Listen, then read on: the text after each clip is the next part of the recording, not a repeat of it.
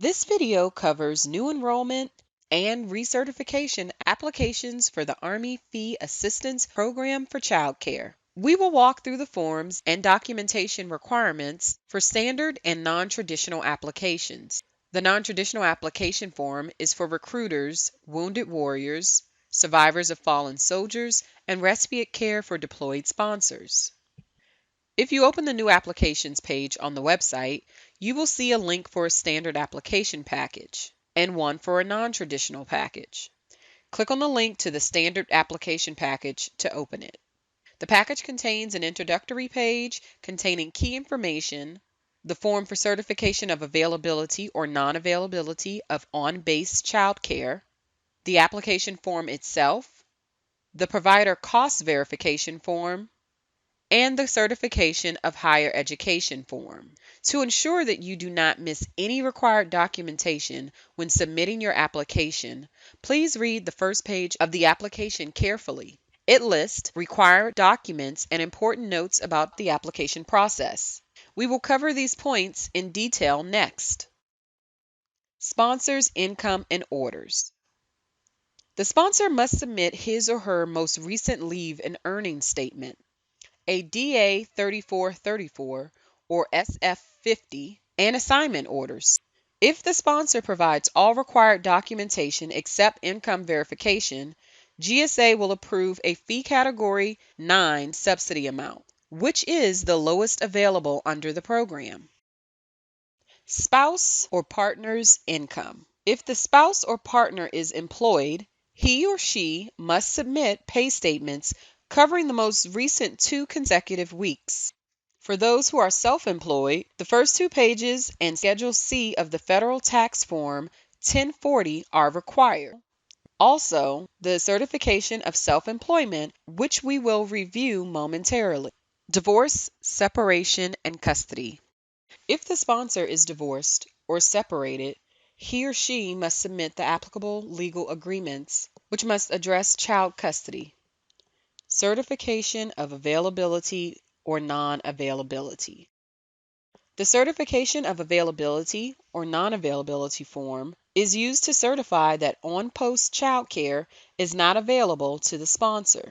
The form is not required for school-age children, recruiters, geographically dispersed sponsors, Army National Guard, and Army Reserve. When required, it must be signed and dated by the parent and outreach services director for the base, who must also provide his or her phone number and email address. Family application.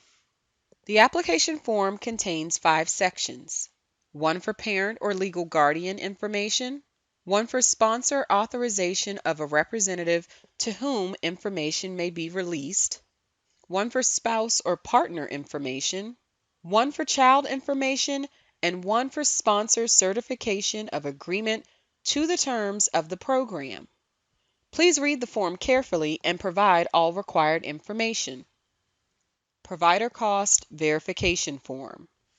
This form is used to verify your child care provider's rates in order to calculate the subsidy. Please have your provider fully complete and sign the form and include it in the application package you send to GSA. Please review the form to ensure that the provider has completed all of the information. Please note that one provider cost verification form is required for each child. New provider enrollment. If your provider is not currently enrolled in the Army Fee Assistance Program, please ask them to apply through the page titled For Providers on GSA's AFA program website. Your application process cannot be completed until your provider is approved. If you have not chosen a provider, please do so before submitting your application. Your child must be enrolled with a participating provider before the application can be considered. You can find a list of approved providers in the Child Care Provider Directory, which appears on the left side of the menu of the AFA homepage.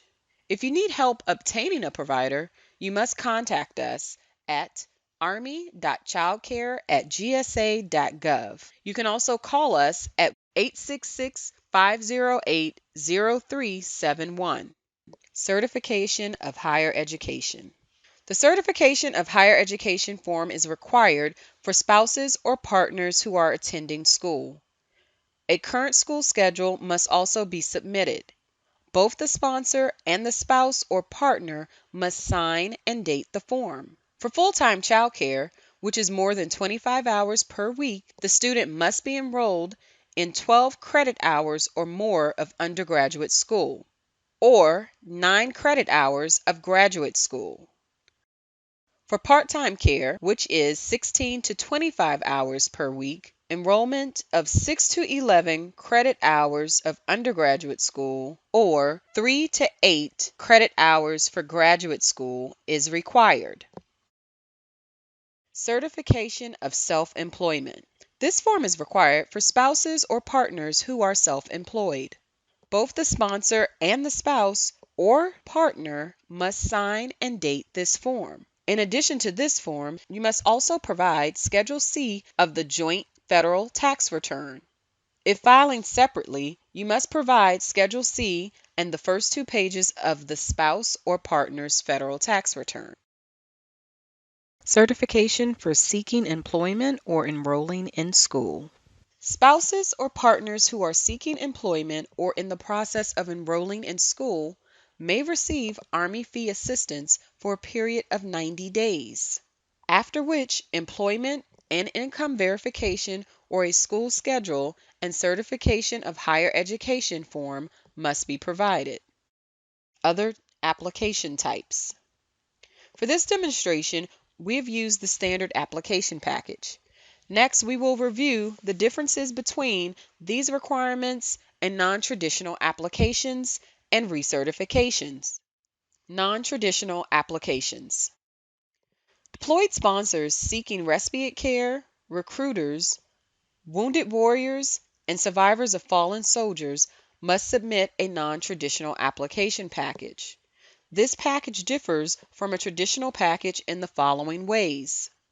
The certification of availability, non-availability form is not required for school-age children, geographically dispersed sponsors, activated guard and reserves, recruiters, wounded warriors, survivors of fallen soldiers, sponsors, including for respite care before and after deployment, and sponsors assigned to a joint base not managed by the Army.